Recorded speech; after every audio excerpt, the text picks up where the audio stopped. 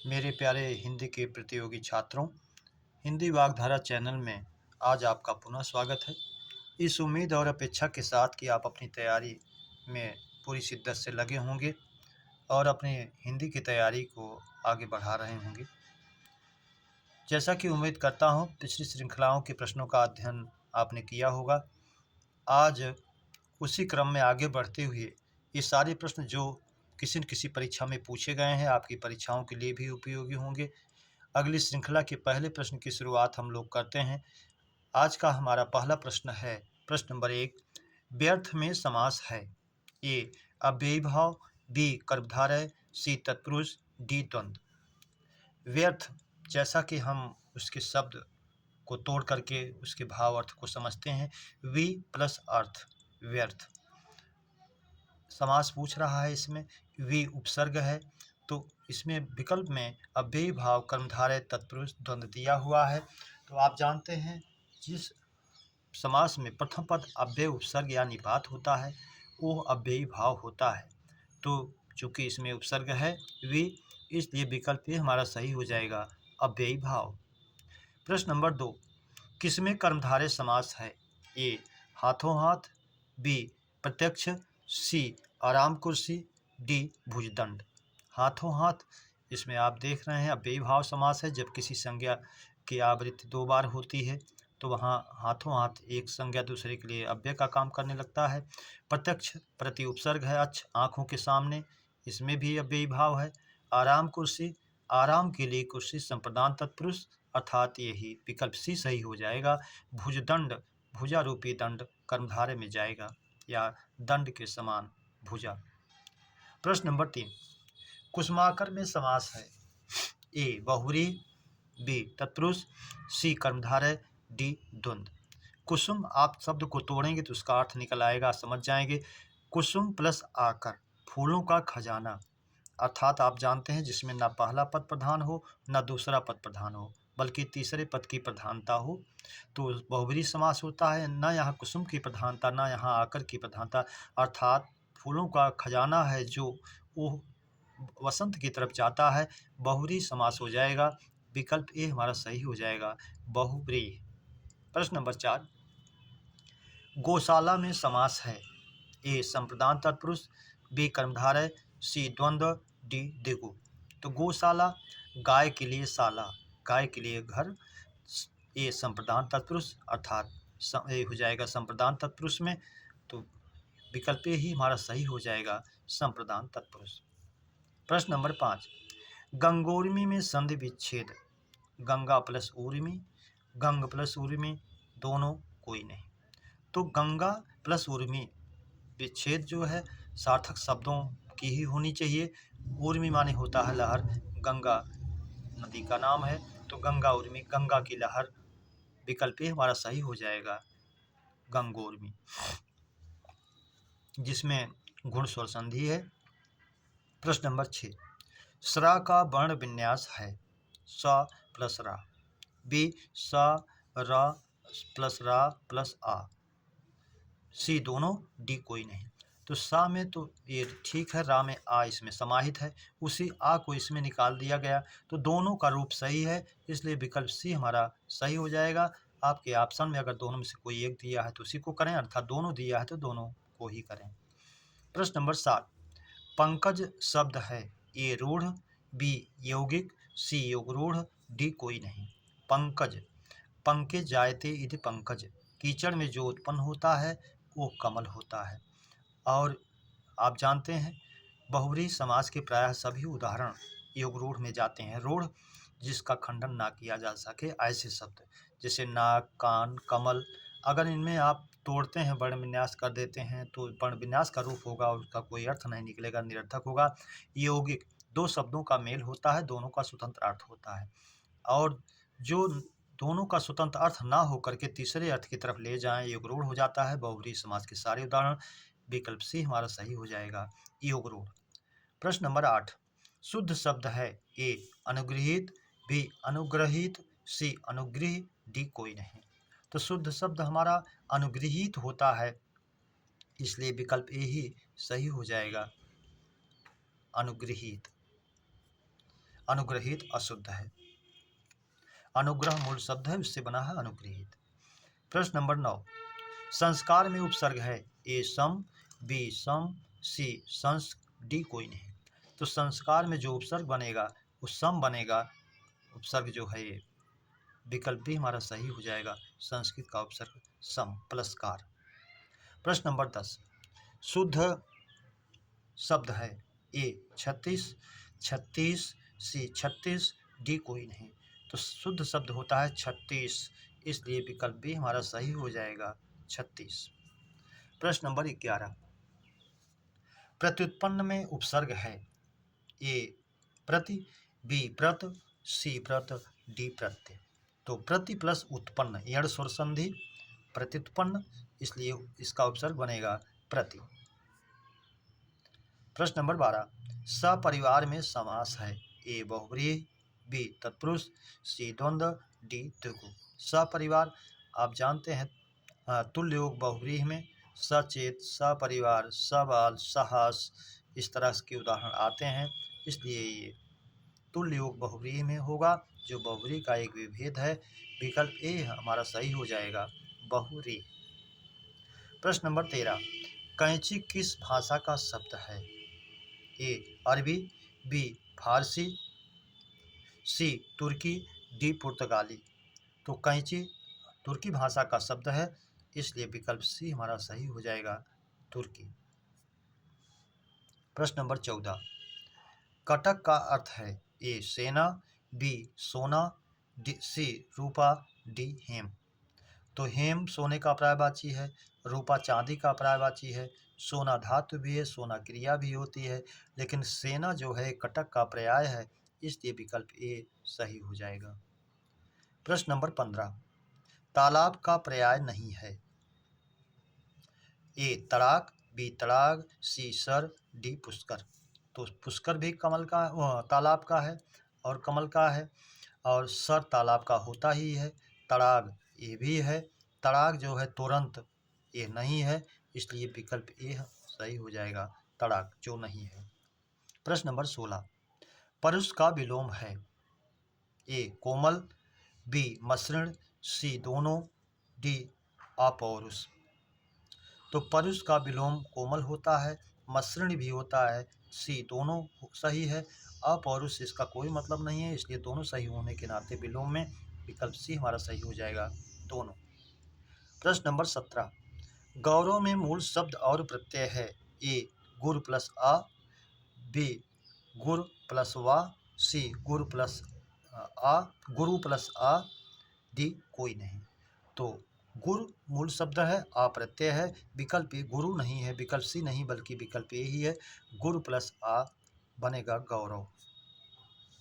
प्रश्न नंबर 18, सरस्वती का पर्याय नहीं है ए भारती, बी शारदा, सी गिरा, डी अपर्णा।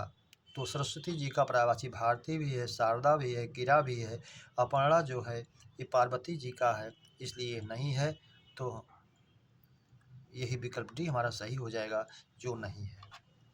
प्रश्न नंबर 19, केतु का पर्याय है ए अंशुक, बी ध्वज, सी हाटक, डी नाग। तो केतु का पर्याय जो ध्वज होता है उसमें एक ही है, विकल्प बी हमारा ध्वज सही हो जाएगा। अंशुक जो है कपड़ा का होता है, हाटक जो है सोना का होता है, डी नाग आप जानते हैं हाथी या सर्प का होता है। प्रश्न नंबर 20, आवाहन का विलोम है ए विसर्जन, बी बुलावा, सी भेजना, डी दान। तो आह्वान माने बुलाना और सी ए विसर्जन माने भेजना, इसलिए विकल्प यही सही हो जाएगा हमारा विसर्जन।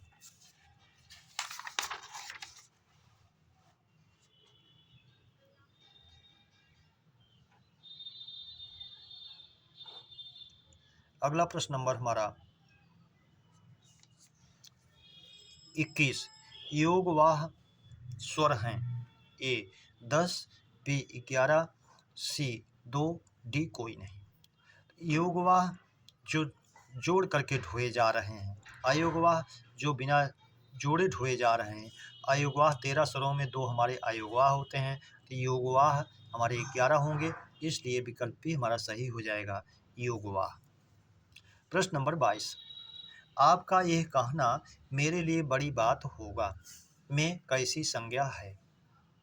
ए क्रियार्थक संज्ञा, बी प्रणार्थक, सी भाववाचक, डी द्रव्यवाचक। तो आपका यह कहना, यह क्रिया जो है संज्ञा की तरह काम कर रही है। संज्ञा की तरह काम करने के कारण और क्रिया इसी क्रियार्थक संज्ञा के अनुसार ही होगा रखी गई है, ना कि बात के अनुसार। इसलिए विकल्प ए हमारा सही हो जाएगा, क्रियार्थक संज्ञा। ये परीक्षाओं में कई बार इस वाक्य को ही पूछा गया है, इसलिए इसको आप जानते रहें क्रियार्थक संज्ञा क्या होती है। जो क्रिया संज्ञा की तरह काम करे वो क्रियार्थक संज्ञा कही जाती है।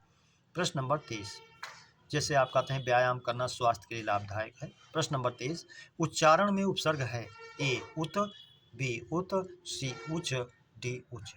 तो उच्चारण का जब आप संधि विच्छेद करते हैं तो अच्युत संधि में बनता है आपका उत प्लस चारण, तब बनता है उच्चारण। विकल्प ए हमारा सही हो जाएगा, उत। प्रश्न नंबर 24, उदय का संधि विच्छेद है उत प्लस अय, बी उद प्लस अय, सी दोनों, डी कोई नहीं। तो हमारा सार्थक शब्दों में जो संस्कृत का उपसर्ग है उत प्लस अय पदांत जस्त के अनुसार बनता है इसका संधि रूप उदय, इसलिए विकल्प ए ही हमारा सही हो जाएगा, उत प्लस अय। प्रश्न नंबर 25, कर्मधारय और द्विगु किस समास के अंतर्गत आते हैं? विकल्प ए तत्पुरुष, विकल्प बी बहुव्रीहि, विकल्प सी द्वंद्व, विकल्प डी द्विगु। तो आप जानते हैं कर्मधारय और द्विगु तत्पुरुष समास के अंतर्गत आते हैं और व्यवहार के तौर पर आपको बता दिया जाता है कि तत्पुरुष का बेटा कर्मधारय है और उसका पौत्र द्विगु है। इस रूप में आप अपने दिमाग में बैठा लेते हैं तो भूलते नहीं हैं। वास्तव में मूल रूप से हमारे समास 4 ही होते हैं, 2 इसके विभेद हो जाते हैं, लेकिन प्रायः अगर 4 ना देकर के 6 दिया है तो समास को 6 रूप में ही विभेद के रूप में आप जानें। इसलिए विकल्प हमारा ये सही हो जाएगा, कर्मधारय और द्विगु तत्पुरुष समास के अंतर्गत आते हैं। प्रश्न नंबर 26, आकाश में बिजली की चमक होते ही गर्जन हुई में क्रिया है ए पूर्वकालिक, बी तात्कालिक, सी नाम धातु, डी प्रेरणार्थक। तो आप जानते हैं पूर्वकालिक में जब कर्ता एक क्रिया पूरी करके दूसरी क्रिया को तुरंत शुरू करता है तो पहले होने वाली क्रिया में पूर्वकालिक क्रिया होती है, ऐसा इसमें है नहीं। बी तात्कालिक, इसमें तत्काल क्रिया हो रही है। तात्कालिक क्रिया पूर्वकालिक का एक अपर रूप है। पूर्वकालिक क्रिया में पहली क्रिया होने के बाद दूसरी क्रिया के बीच में कुछ अंतराल होता है समय का, लेकिन तात्कालिक क्रिया में समय का अंतर न होकर केवल क्रम का ही अंतर होता है। जैसे ही बिजली चमकी वैसे ही गर्जन हुई, तो इसलिए तात्कालिक में जाएगा, विकल्प भी हमारा सही हो जाएगा। और दृष्टांत तमाम आप देखते हैं, जैसे शेर को देखते ही वह बेहोश हो गया, वह आते ही भड़क गया। इस तरह से उदाहरण आप देखते रहते हैं और जानते रहिए, परीक्षाओं में बार बार पूछता भी है। प्रश्न नंबर 27, माँ बेटी से हलवा बनवाती है में क्रिया है ए प्रेरणार्थक, बी नाम धातु, सी पूर्वकालिक, डी तात्कालिक। आप जानते हैं जब कर्ता स्वयं कार्य ना करके दूसरे से करवाता है तो उसमें प्रेरणार्थक क्रिया होती है और इसके 2 रूप होते हैं, प्रथम प्रेरणार्थक और द्वितीय प्रेरणार्थक। उसको भी आप जानते रहिए, कभी कभी पूछता है। तो यहाँ माँ स्वयं हलवा ना बना करके अपनी बेटी से बनवा रही है, इसलिए प्रेरणार्थक क्रिया होगी। विकल्प ए हमारा सही हो जाएगा, प्रेरणार्थक। प्रश्न नंबर 28, सूर्य पश्चिम में अस्त हो रहा होगा में काल है ए संदिग्ध वर्तमान, बी संभाव्य भविष्य, सी संदिग्ध भूत, डी सामान्य भूत। तो सूर्य पश्चिम में अस्त हो रहा होगा, क्रिया अस्त होने के जो है वर्तमान काल में हो रही है, लेकिन संदिग्ध में हो करके ना हो करके संभावना में हो रही है। संभावना है कि अस्त हो रहा होगा या अस्त होता होगा, तो इस संभाव्य जाएगा उसमें वर्तमान भविष्य में, इसलिए जो है संभाव्य भविष्य में ना जाकर के संदिग्ध वर्तमान में जाएगा। संभाव्य में या होगा, ई होगी, ये होगे, आप वाचक चिन्ह के रूप में जानते हैं। संदिग्ध वर्तमान में ता होगा, ती होगी, ते होंगे, या रहा होगा, रही होगी, रहे होगे आता है, इसलिए आप इसको संदिग्ध वर्तमान में ले जाएं। पुनः इसकी व्याख्या आप समझ लें, कंफ्यूज हो रहे होंगे। यदि वाक्य के अंत में ता होगा, ती होगी, ते होंगे, या रहा होगा, रही होगी, रहे होंगे, आए। इसकी मुख्य पहचान आप जानते रहिए, संदिग्ध वर्तमान में ही होता है वो। यदि वाक्य के अंत में या होगा, ई होगी, ए होंगे, आए, तो संदिग्ध भूत में होता है, उसमें उसको भी आप जानते रहिए। प्रश्न नंबर 29, मात्रिक छंद के भेद हैं। ए 1, बी 2, सी 3, डी 4। तो मात्रिक छंद के 3 भेद होते हैं, आप जानते हैं। एक तो सममात्रिक होता है, दूसरा अर्ध सममात्रिक होता है, और तीसरा विषम मात्रिक होता है। इसलिए विकल्प सी हमारा सही हो जाएगा, 3। प्रश्न नंबर 30, सूर्य का पर्याय है। ए अर्क, बी मित्र, सी तरण, डी सभी। तो सूर्य का पर्याय अर्क भी है, मित्र भी है, तरण भी है, और हंस भी होता है। चारों को आप जानते रहिए, लेकिन यहाँ 3 दिया गया है, इसलिए विकल्प डी में सही हो जाएगा, सभी। प्रश्न नंबर 31, अतनुपर्याय है। ए कंदर्प, बी कुसुमेशु, सी पंचसर, डी सभी। तो अतनु जिसका कोई शरीर ना हो, अनंग भी कहा गया इन्हीं को, कामदेव को। कामदेव का पर्यायवाची है। कंदर्प जो दर्प को नष्ट करें, इसलिए ये भी है। कुसुमेशु फूल ही जिनके बाण हैं, इसलिए ये भी है। पंचसर 5 बाण होते हैं जिनके फूलों के, इसलिए ये भी है। विकल्प डी सही हो जाएगा हमारा, सभी। प्रश्न नंबर 32, अशुद्ध तद्भव तत्सम है। ए रैन, रजनी, ये शुद्ध है। विकल्प बी मीठा, मिष्ट, ये भी सही है। अगला है मीठा, मिष्ट, ये भी सही है। सी है तीता, तिक्त, ये भी सही है। डी दिन, दिवस, दोनों एक दूसरे के पर्याय हैं और दोनों तत्सम हैं, इसलिए विकल्प डी हमारा जो है ये अशुद्ध हो जाएगा। प्रश्न नंबर 33, अशुद्ध विलोम युग्म है। ए तिक्त, मिष्ट, सही है। मसृण, रुक्ष, ये भी सही है। सी गमन, आगमन, ये भी सही है। डी दान, प्रदान। तो दान देना या प्रदान विशेष रूप से देना, दोनों एक दूसरे के पर्याय जैसे हैं, इसलिए ये अशुद्ध है। प्रश्न नंबर 34, तैरने की इच्छा वाक्यांश का एक शब्द है। ए तितीर्षा, बी तितिक्षा, सी शिशिक्षा, डी शिशिक्षा। तो आप जानते हैं शिशिक्षा रचना करने की इच्छा करना, शिशिक्षा सींचने की इच्छा करना, शिशिक्षा सींचने की इच्छा करना, तितिक्षा तितिक्षा सर्दी गर्मी वर्षा को सहन करने की क्षमता, तितीर्षा तैर कर पाने करने की इच्छा करना, तैरने की इच्छा करना। विकल्प ए हमारा सही हो जाएगा, तितीर्षा। प्रश्न नंबर 35, जाने की इच्छा करना वाक्यांश का एक शब्द होगा। जिगमिश, जिगीषा, जिहीर्षा, जिघ्रेच्छा। ग्रहण करने की इच्छा करना, जिघ्रेच्छा। जिहीर्षा हरण करने की इच्छा करना या पकड़ने की इच्छा करना, जिहीर्षा। जिगीषा जीतने की इच्छा करना, और जिगमिश या जिगमिशा जो है जानने की इच्छा करने का वाक्यांश का एक शब्द होता है, इसलिए विकल्प ए हमारा सही हो जाएगा, जिगमिश।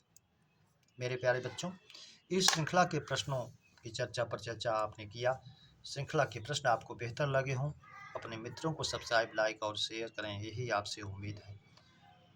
और आप लोगों के उज्जवल भविष्य की कामना के साथ अगली श्रृंखला के मिलने तक जय हिंद।